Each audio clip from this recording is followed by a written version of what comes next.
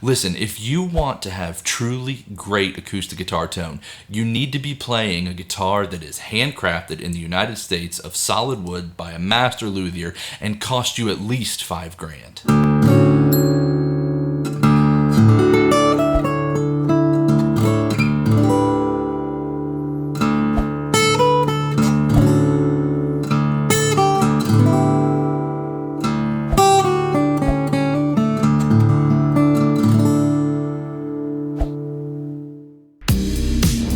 What is up, old souls? This is Reed from Everyman Vintage. Got a different one for you today. I'd like to take a look at Yamaha's fabled FG series of acoustic guitars. We often call them red label guitars that were produced primarily between 1967 and 1972 in Japan. Now, as I understand it, and that is a big disclaimer, Yamaha began producing the FG line in late 1966. They had green labels and were primarily crafted for the Japanese market. Now, in early 1967, that transitioned to a red label, and they began exporting some of these guitars as well. The particular guitar you just heard was an FG-150, very similar in shape to an OM or triple-O body size, and you can see why these guitars are often called the poor man's Martin. Now, once again, as I understand it, these guitars have a unique construction in that they are not solid wood, yet they are not laminated in the modern sense of that term. It's 3-ply from what I gather, and the construction is different than what they do today. This gives the guitars a unique sound and a special stability that's helped them stand the test of time. Now, I first became acquainted with these guitars when a gentleman at my church played one. It was a dreadnought-sized guitar, and I was always shocked at how great it sounded and how much it put me in mind of my 1950s Martin D18.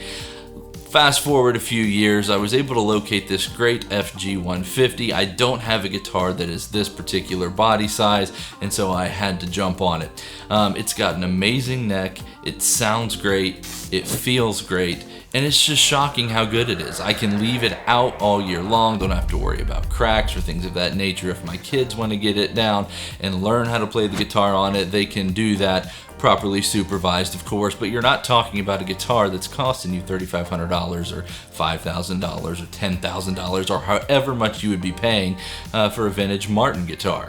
Now, that particular guitar you just heard was a 1969 model, and what you're looking for with the red labels is a red label that says Nippon Gaki at the bottom, meaning it's a Japanese produced guitar. And if you've seen this channel before, you know there's somewhat of a soft spot in my heart for some of the Japanese instruments that were coming out in the late 60s and early 70s.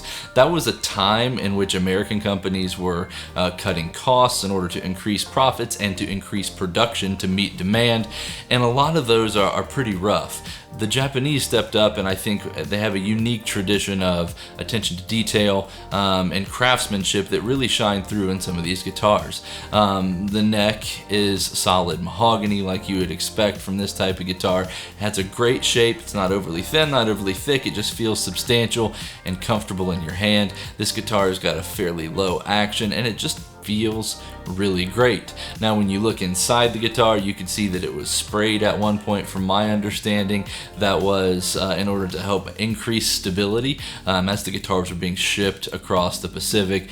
But regardless, anywhere between 1967 and 1972, if you can pick up one of these red label guitars that says Nippon Gaki at the bottom, you're likely to find a pretty good and shockingly well-priced instrument. So, I don't want to talk a whole lot more. I want you to just enjoy the rest of this video with a demo of this 1969 FG-150 guitar. I'm Reed from Everyman Vintage. Thanks for watching, and I'll see you next time.